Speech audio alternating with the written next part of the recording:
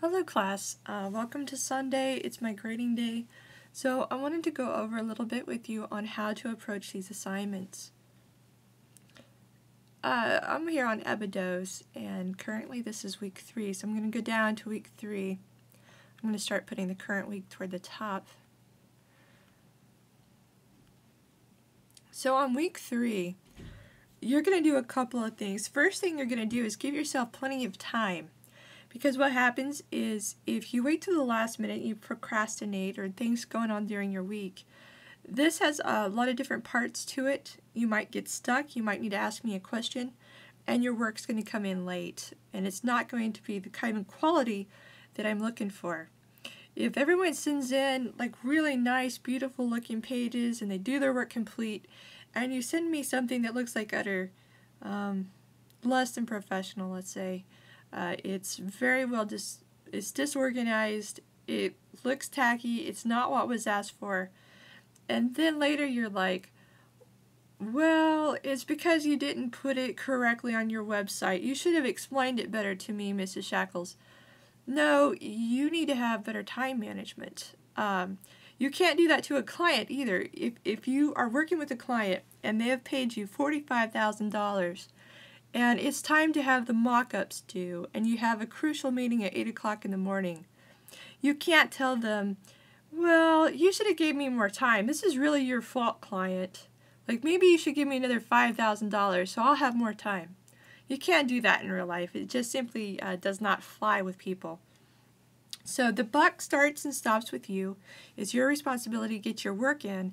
So I'm going to try to help you do that a little bit. You need to really start this probably on like a Tuesday or Wednesday night at the latest. And that way you can see if there's any something that you don't understand.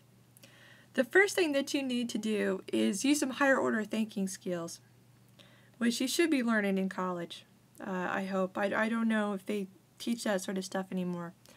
Week 3, Chapter 1. What you need to do is read through this from start. Okay, this is Chapter 1 conclusion. Concludes Chapter 1. It's not the conclusion of week 3.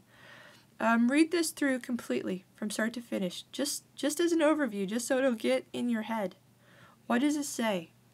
Okay, it says it's critical you follow the videos and go in order. It says to be careful, complete your assignments, the hardest week out of the entire semester.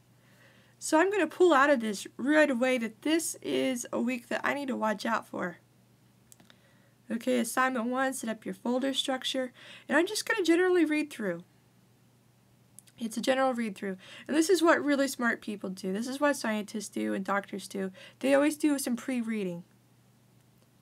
Assignment 2, turn in your book to Chapter 1, Lesson 4. Watch the videos listed below. Okay, so what do I know? I know that there's 2 assignments due this week. I know that there's a lot of videos, and I know it's going to be complicated. That's what the general gist I'm getting. Okay, then there's a lot more steps here, more steps. Be careful not to get behind here. Spend extra time. Tread carefully, be caught up. So I have lots of kind of warning words in here, but there are so many different steps, that's kind of confusing, right? Well, this is how not to confuse it. You've got a good overview now. So now go back and just read assignment 1.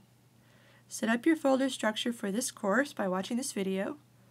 Now make a connection to the instructor's computer in order to upload your homework by watching this video. Take a screenshot or screenshots showing your folder system. Screen captures should show websites and folders inside. Well, because I haven't done step 1, this third step doesn't make any sense. So I'm going to pretend like this doesn't exist and this doesn't exist and all this other stuff. I'm just going to isolate step 1. Set up your folder structure for this course and watch this video. I'm not going to worry about anything else that's on this page. I just read this and that's what I focus on.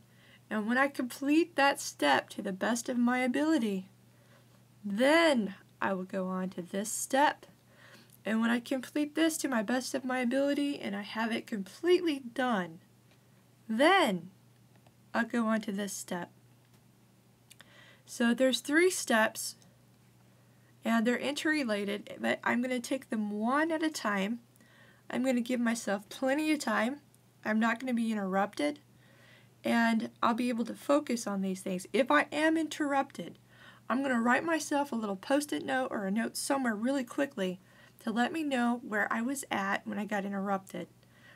I do that myself because sometimes I'm working on a multi-part project, something that's very complicated, has lots and lots of different steps. If I don't know where I stopped at, I could get the steps wrong, and if you get the steps out of order, sometimes things just absolutely blow up. So anyway, I hope this helps you out. It's a higher order thinking trick. You pre-read, you cruise it, and then you pre-read the assignment again. Then you take it step by step, but you use your patience and you're very thorough. Really think about it. Get into a really focused state. Try this. Try to get your work in early, not right at the deadline.